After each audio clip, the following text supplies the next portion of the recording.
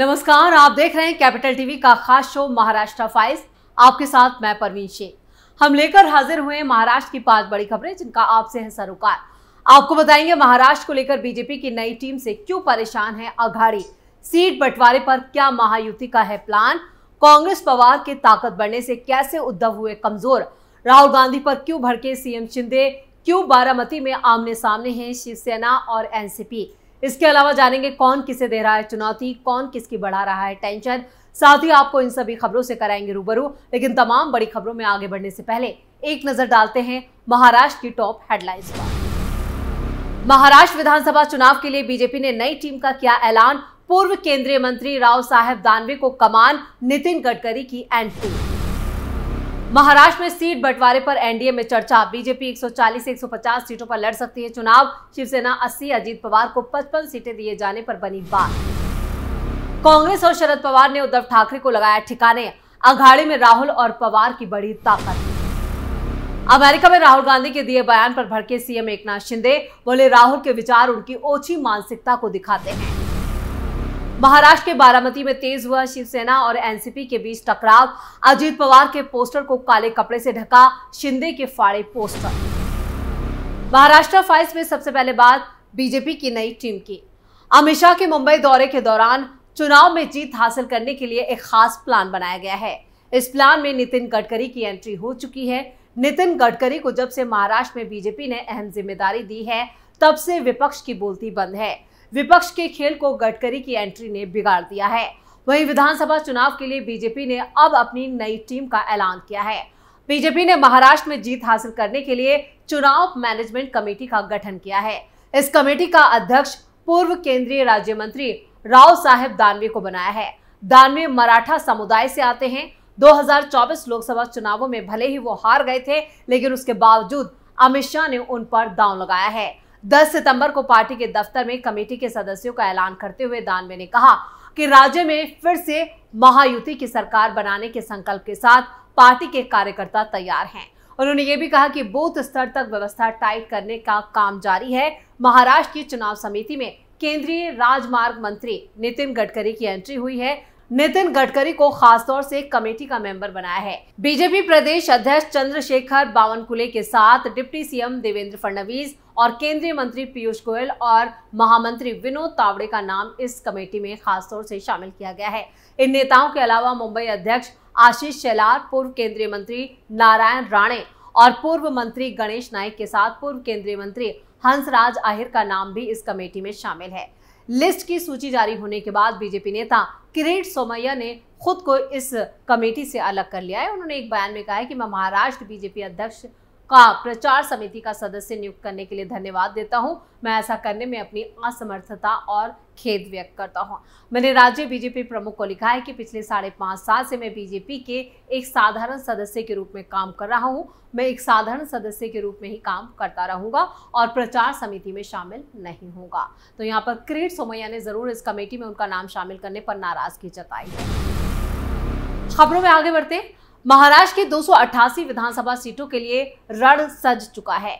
इस बार अघाड़ी और महायुति दोनों अपनी अपनी जीत का दावा करें, लेकिन जीतेगा कौन ये जनता तय करेगी। लेकिन इस कड़ी में सत्ता पर काबिज महायुति ने पहली बाजी जीत ली है, यानी एनडीए में सीट बंटवारे पर बात करीब करीब तय हो गई है। अब आखिरी मोहर दिल्ली में होने वाली बैठक में लगेगी। खबरों के मुताबिक बीजेपी 140 से 150 पर, शिंदे गुट 80, अजीत पवार 55 सीटों पर चुनाव लड़ेगा।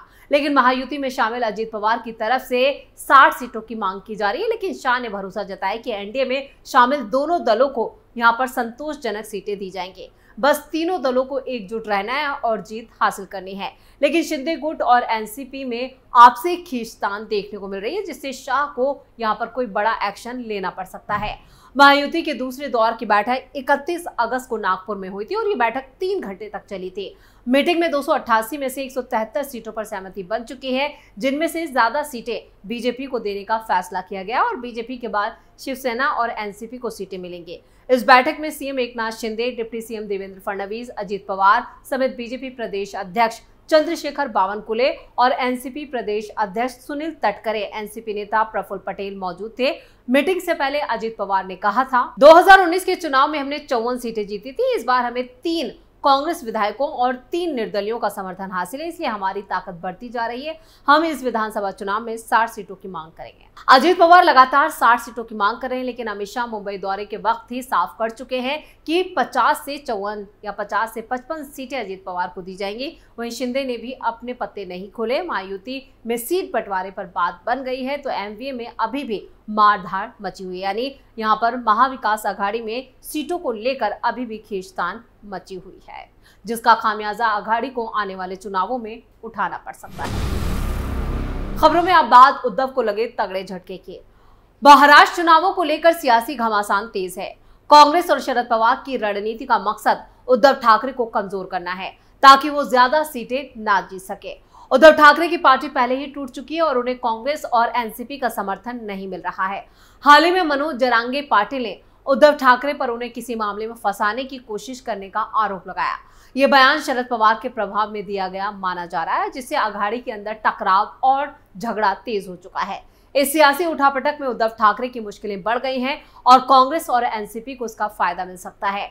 कांग्रेस और एनसीपी के हथकंडे साफ हैं, वो चुनावी फायदे के लिए अपनी साझेदारी का फायदा उठाते रहते हैं, जबकि उद्धव ठाकरे के नेतृत्व को कमजोर करते हैं। ये सियासी खेल उद्धव ठाकरे के लिए मुश्किलें बढ़ा सकता है, कांग्रेस और एनसीपी को फायदा पहुंचा सकता है। इसी सियासी घमासान में गठबंधन के भीतर संबंधों में तनाव बढ़ सकता है और राजनीतिक संकट गहरा सकता है। विपक्षी गठबंधन में आंतरिक संघर्ष और सत्ता की लड़ाई अभी भी जारी है। महाराष्ट्र के पूर्व मुख्यमंत्री उद्धव ठाकरे की स्वार्थ वाली राजनीति और बीजेपी के साथ विश्वासघात ने उनके लिए मुश्किलें बढ़ा दी हैं। कांग्रेस और शरद पवार की एनसीपी उनकी छवि को खराब करने में लगी है, जिससे उनकी स्थिति और कमजोर हो गई है। ठाकरे के कामों ने उनके खुद के पतन का कारण जो है वो बनाया है, जो एक बार फिर से ये साबित करता है कि राजनीति में स्वार्थ और विश्वासघात की नीति कभी भी सफल नहीं होती। जो बोगे वो काटोगे, जो ये दर्शाता है कि हमारे कामों का परिणाम हमें भुगतना पड़ता है। महाराष्ट्र की राजनीति में ये एक नया मोड़ है, जहां उद्धव ठाकरे की स्वार्थ वाली राजनीति ने उनके लिए मुश्किलें बढ़ा दी हैं। ये देखना दिलचस्प होगा कि आगे क्या होता है। खबरों में अब बात राहुल पर भड़के एकनाथ शिंदे की।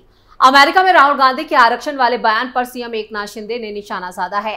एक्स पर एक पोस्ट में सीएम शिंदे ने कहा, राहुल गांधी के विचार उनकी ओछी मानसिकता को दर्शाता है। राहुल गांधी जब भी विदेश जाते हैं वहां जाकर देश के खिलाफ जहर उगलते हैं। राहुल गांधी के घटिया विचारों से देश कभी सहमत नहीं हो सकता। एकनाथ शिंदे ने कांग्रेस पर आरोप लगाते हुए कहा कि धर्म और जाति के नाम पर राजनीति करना कांग्रेस की आदत रही है। संविधान और आरक्षण को लेकर भ्रम फैलाना उनका फैशन बन चुका है। राहुल गांधी का आरक्षण विरोधी चेहरा अब दुनिया के सामने आ गया है। महायुति की सरकार आरक्षण को पूरा समर्थन करती है और जब तक शिवसेना का ये सच्चा सैनिक है, कभी आरक्षण को खत्म नहीं होने देगा। आपको बता दें कि राहुल गांधी ने जॉर्ज टाउन यूनिवर्सिटी में कहा था कि कांग्रेस पार्टी आरक्षण खत्म करने के बारे में तब सोचेगी जब भारत में आरक्षण के लिहाज से निष्पक्षता होगी, और अभी ऐसा नहीं है। आपको बता दें कि विश्वविद्यालय के छात्रों ने राहुल गांधी को लेकर एक सवाल किया था और पूछा था कि ये कब तक जारी रहेगा, जिस पर उन्होंने कहा कि जब भारत में निष्पक्षता होगी तब हम आरक्षण खत्म करने के बारे में सोचेंगे। अभी भारत के लिए एक निष्पक्ष जगह नहीं है। राहुल के इसी बयान ने देश का सियासी पारा गरमा दिया है। खबरों के आखिर में बात शिंदे गुट और एनसीपी में तेज होते टकराव के। महाराष्ट्र की सत्ता पर काबिज महायुति के 2 दल शिवसेना और एनसीपी के बीच 10 सितंबर को बारामती में जमकर लात घुसे चले। दरअसल अजीत पवार को लेकर शिंदे गुट शुरुआत से ही नाराज है। वहीं गुस्सा बारामती में भी देखने को मिला। दरअसल एक बैनर पर काले कपड़े को लेकर झगड़ा हो गया, जिस पर एनसीपी नेता अजीत पवार का चेहरा बना हुआ था। वहीं डिप्टी सीएम ने दोनों दलों के कार्यकर्ताओं के बीच झड़प को तवज्जो नहीं दी। अजीत पवार से जब बारामती में शिवसेना कार्यकर्ताओं द्वारा उनकी तस्वीर को काले कपड़े से ढकने के बारे में पूछा गया तो उन्होंने कहा, मैं ऐसी छोटी छोटी बातों पर ध्यान नहीं देना चाहता। वैसे जवाब में एनसीपी कार्यकर्ताओं ने भी बारामती में विरोध प्रदर्शन किया और मुख्यमंत्री एकनाथ शिंदे की तस्वीरें फाड़ दी, जबकि मुंबई में अमित शाह साफ कर चुके हैं कि दोनों दल आपस में बैठकर इस मुद्दे को सुलझा लें और चुनावों में एकजुट रहें। महाराष्ट्र फाइल्स में फिलहाल के लिए इतना ही। आपको हमारे इस वीडियो की खबरें कैसी लगी, कमेंट करके अपनी राय जरूर दें। वीडियो को लाइक करें, शेयर करें और कैपिटल टीवी को सब्सक्राइब जरूर करें। नमस्कार।